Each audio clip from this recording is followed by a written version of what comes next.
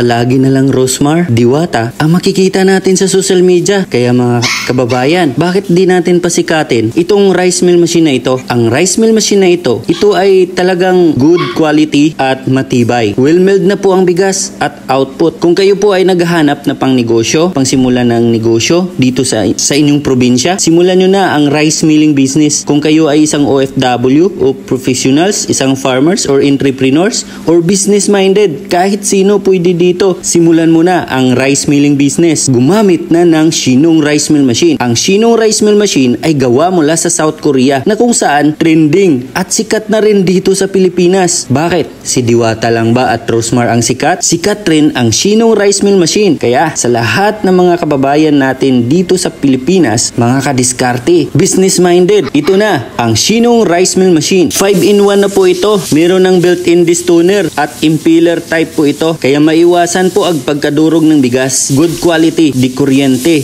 At hindi na kailangan ng 3-phase transformer. Well-milled na po ang bigas dito. Kaya hindi na kailangan na pumunta kayo sa mga malalaking rice mill. Ito na. Kahit kalahating sako, 2 sakong bigas or 2 sakong palay, pwede dito. Ang capacity ng machine ay nasa 300 to 350 kilograms per hour na palay or equivalent po sa 6 hanggang 7 sakong palay bawat oras. Iilan naman po ang output na bigas nito ay actually nakadepende din po sa quality ng palay. Pero meron itong 66% na recovery rate. Minsan nga aabot ng 68% recovery rate kapag good quality ang palay. Minsan, ang output capacity ng machine na ito ay nasa 4 hanggang 5 sakong bigas bawat oras. Kung naliitan kayo sa capacity ng machine na ito, pwede naman kayong bumili sa amin. Meron din po kami pang malakihang machine. Pero kung ang plano nyo ay magsimula pa lang ng rice milling business, ito ang Shinong Rice Mill Machine ay perfect sa inyo. Maliit lang, 5 meters by 4 meters lang po ang kailangan na space, ang makonsume ng space dito. At sa kuryente naman, sobrang tipid lang, 3.8 kilowatts lang po or equivalent sa 5.1 horsepower yung electric motor. Kapag araw-araw kayo nagpapamil dito, yung operation niyo kayang-kaya po dito sa 10 to 12 hours a day. Hindi po nag-overheat yung electric motor basta maalaga lang po kayo sa machine na ito. Everyday, dapat nililinis po ang mga parts at ang loob ng machine. Depende po. Actually, every time na magde-deliver po kami, meron po kaming technician na pupunta sa inyo para mag-install at mag-conduct ng training. Tuturuan po kayo kung paano mag-operate ng machine, paano mag-alaga, paano maglinis, paano magpalit mga consumable spare parts. Nagde-deliver po kami kahit saan sa Pilipinas, Luzon, Visayas at Mindanao. Libre na po yung installation ha. Meron po charge sa door-to-door delivery. Kaya order na po kayo. Kapag Visayas or Mindanao, nasa 15 to 20 days ang delivery time. Kapag Luzon area naman po, 2 to 3 days lang po, darating na po sa inyo ang machine. So mabilis lang, di ba? Magkano naman po ang presyo ng Shinong Rice Mill Machine? Actually, maraming nagtatanong at nagagalit sa akin sa social media dahil daw hindi namin pinupost yung presyo ng Shinong Rice Mill Machine. Sa totoo lang po, kapag ipopost po na namin yun, marami pong malilito. Alam niyo bakit? Dahil ang presyo ng machine na ito ay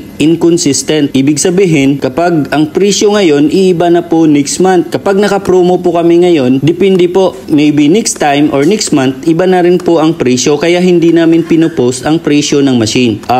Message lang po kayo, ayan po, add friend nyo po ako sa Facebook. Ayan Arcas Canillas po ang Facebook ko. Add friend nyo po ako at ibibigay ko sa inyo ang complete details, pictures at videos at ang presyo ng machine. Yun po ang paliwanag ko. Sana po maintindihan nyo po na hindi namin pinupost ang presyo ng machine dahil baka next month or next year nyo pa mapanood ang video nito, iiba na po ang presyo. Kaya hindi po namin pinupost ang presyo ng machine kasi inconsistent or iba-iba. Pwedeng tumaas, pwedeng bumaba ang presyo. So order na po kayo. Ang requirements lang po natin bago ang delivery, dapat po makapagpa-install na po kayo ng 60 ampere switch breaker with wiring na size 10, 2 saksakan or 2 universal outlet yung heavy duty. Dapat nasa 20 amperes or 16 amperes ang universal outlet or saksakan. Yung pabilog pwede rin sa flat. Yan po ang universal outlet. At magpadala lang rin po kayo ng valid ID at complete delivery address at yung down payment natin na 10,000 pesos. Again, within Luzon area, meron po delivery delivery fee ha. Luzon area kahit hindi tawid dagat, meron po delivery. Luzon, Visayas at Mindanao, lahat po ay meron charge sa door-to-door delivery. PM lang po kayo sa akin or private message lang po kayo sa akin. Maraming salamat po. Maraming salamat nga pala sa mga nagtiwala at nagpapareserve na po ng Sinong Rice Mill Machine. Hintayin nyo lang po ang order ninyo. Maraming salamat po.